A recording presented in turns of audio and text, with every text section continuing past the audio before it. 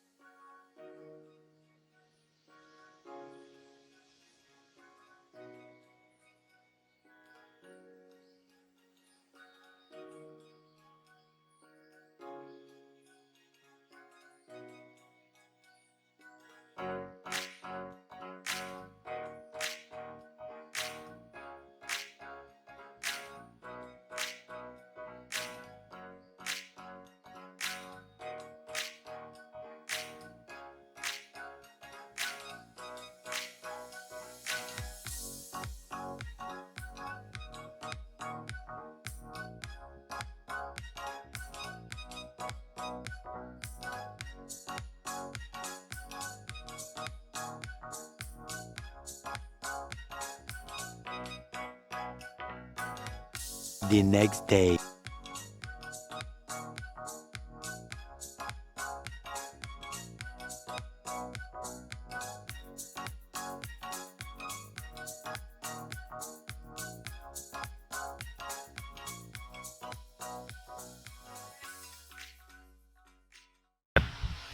What I've been doing is stripping out the front suspension, stripping out all the electrical system.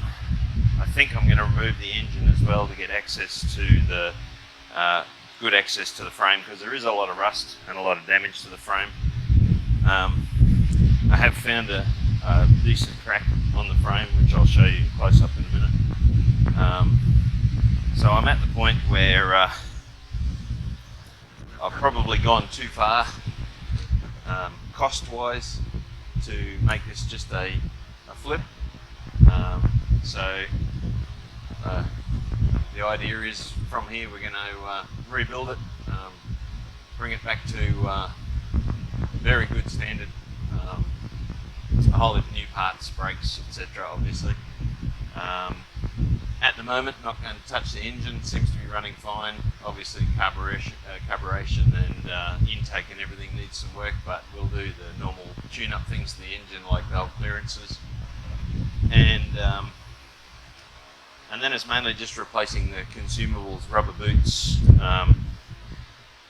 bushes, etc.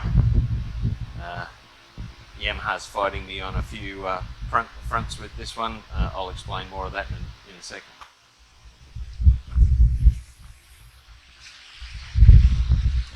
There are quite a few bolts and screws that are rusted in place and have to be either drilled or pulled out, like this one. One of the electronic control boxes, the screws are completely rusted in place.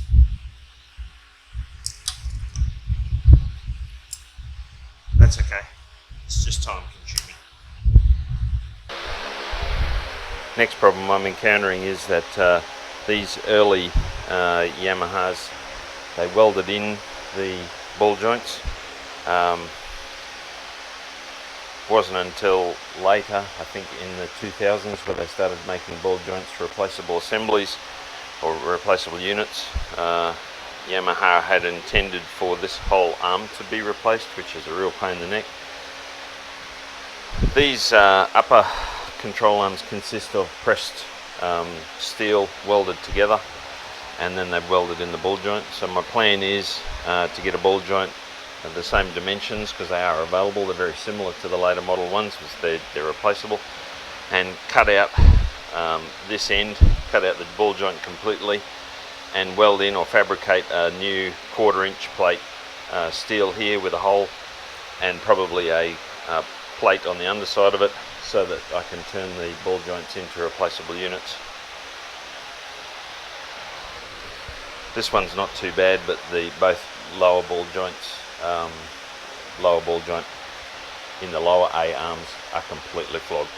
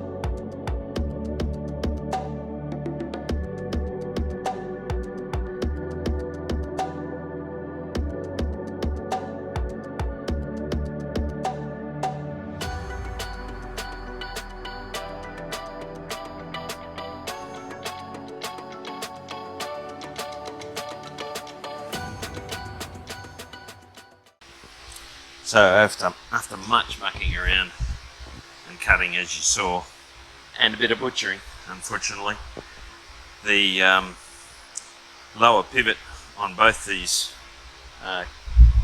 control arm bushes were actually rusted in place. only way to get them off was to cut them off, and of course access is always difficult on the inside of that arm, so that's where I was having trouble. Anyway, it's off now. Now, steering.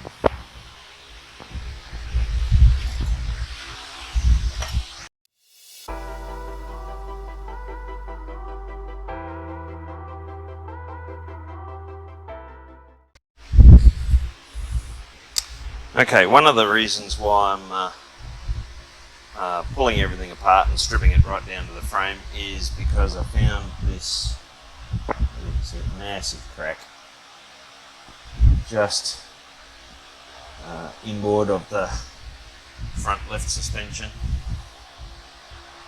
That one definitely needs to be addressed. That's a serious crack. There's a lot of rust on the frame as well, which doesn't do my OCD very good. This is the other major issue. It's obviously had some cracking or bad rust previously, and somebody's welded in a piece of angle iron really badly. But here's probably the most concerning bit. There's all this bird shit rust here and bad repair again. So this is going to be interesting, this bit. But that's why I need to pull the engine out, just to be able to get to that, flip the frame over and do it properly. There's not a lot holding the engine in now. The engine already didn't have top mount bolts, so that's easy. Has a triangular bracket at the front here, front mount 1, 2, 3 bolts, goes through the other side. And on the back it has this 1 bolt here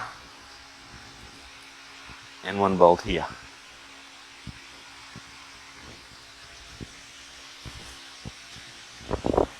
I mentioned the driveline angle. I'm not a trained mechanic, but that's a really horrible angle on that uni joint. So not only does it go down and back, but it also, when you look at it from the top, it's going down and right. Really weird. I'm not questioning Honda's engineers, but I'm wondering whether or not I change these bottom mounts, lift it up even by, say, 1/2 inch. It would mean I have to change this mount as well. Got plenty of clearance under here to raise it up a little bit. Nothing else really changes, but that would, even 1/2 inch would take a fair bit of that angle down and going up again off that uni joint. It doesn't look that hard to do. I don't know if any of you UTV experts got some comments, please chuck them in the comment section and let me know what you think. I think if I'm going to go this deep into it, what I mean, I am going this deep into it, then maybe that's something I can do. Do I leave it? Do I trust the Yamaha engineers got it right? Don't know. We'll see.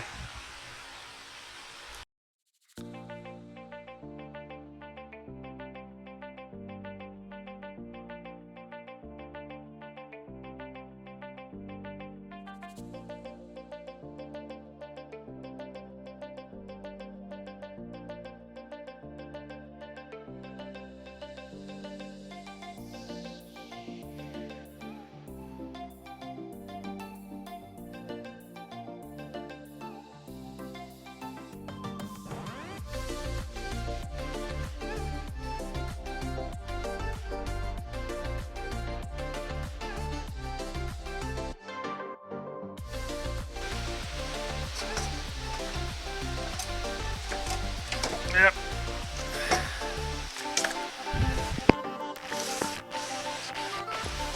A cute little front diff. Now, what's next? I think it's relatively easy to say that the oil cooler doesn't. That's why it's not so bad. I reckon I can straighten them out and clean it up.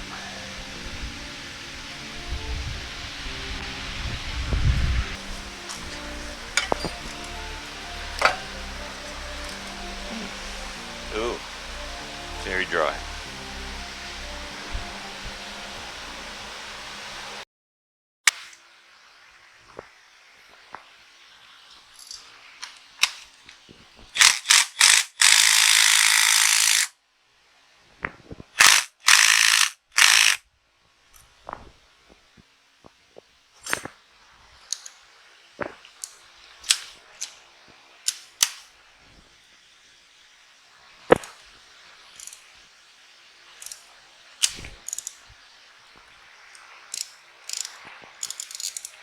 That felt like it just broke.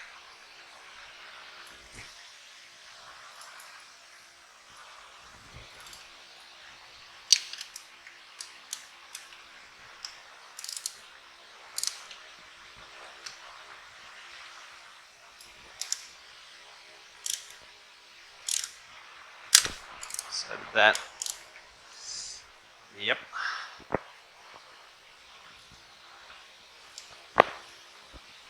Oh, that's a couple of interesting ones.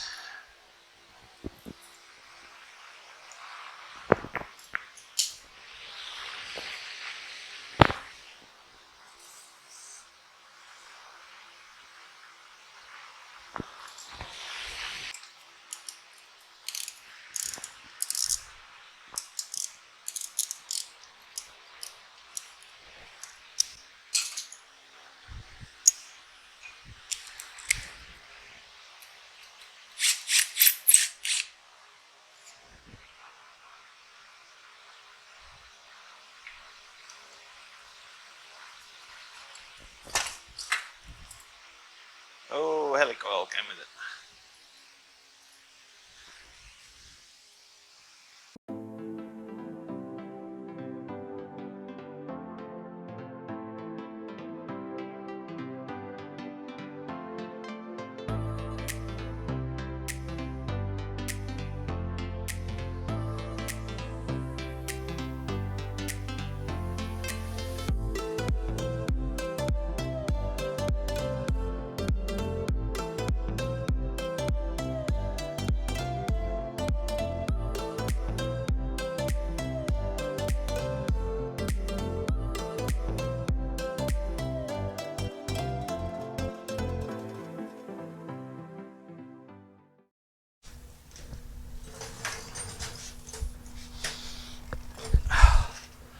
Well, might leave it there for this one. That'll be a fair bit of footage, even sped up.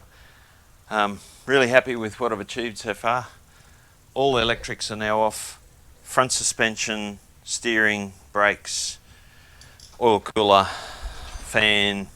All the front half is completely disassembled now, down to bare frame. Nothing else can come off that frame, save a couple of brackets. What's left? Well, I really do think I need to pull the motor because I need to get access to the chassis underneath. As I said, there's only half a dozen bolts holding the motor and gearbox and transfer case. It's all one assembly in. It should just disconnect from the back here that goes into the diff, and I should be able to lift it out sideways out of the frame. After that, there's really only the rear shock absorber and coilover and the swing arm, and the rear diff and swing arm can stay assembled at the moment, and I'll disassemble and overhaul that as I go. Got new brake stuff coming for the backs, so we'll have a new disc brake set up in the back, and we've got all new brakes coming for the front, so that'll be good. The A-arms are a bit of a concern, given the bushings. Had to cut the bolts off on the lower A-arms to get them out. Bolts, not a major issue, you can get them anywhere, but the bushings, not so sure about yet. And as I mentioned, the design of the A-arms, the ball joints are integral to the A-arms. So I've got to come up with an engineering solution to that to actually remove them and put in some later model board joints. Steering bearing is a little bit loose, so I might look into getting a new one of those. It's not too bad, of course. It's not a spinning bearing, it's only small movements. There is an oil leak on the engine, and I did pull out, I didn't show you on the video, but when I pulled out the exhaust pipe, one side, because this of course is alloy, it had been helicoiled before, and the helicoil came out with the bolt, so I'm going to have to re-drill and re-helicoil that. Slightly bigger bolt, hopefully. And that's about it for now. Hope you enjoyed it. Look, really enjoying getting the subscriber base building now. We're up to 115 subscribers, so that's really great. Thank you. Thank you to the loyal subscribers that have been with me from the beginning. Hope you're enjoying this build. It is a bit different to Brutus, but it's something different, and there is more coming for Brutus, so stay tuned for that. The good thing about having two projects is that as I wait for parts for one, I can jump onto the other one and do something else and continue content. Also, something else I've been thinking about, some new content for the channel, is I'm going to do a Friday tool review. It's going to be called Frybat. Other words, Friday, beers and tools. Frybat. So look for that. Hopefully starting next Friday, we'll have the first one of those out. A lot of people comment on the type of tools that I use, so I thought it'd be a great opportunity to do a bit of a review on some of those tools.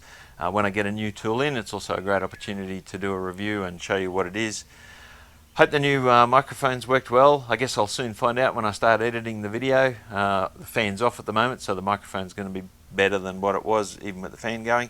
But hopefully that's improved the video experience for you.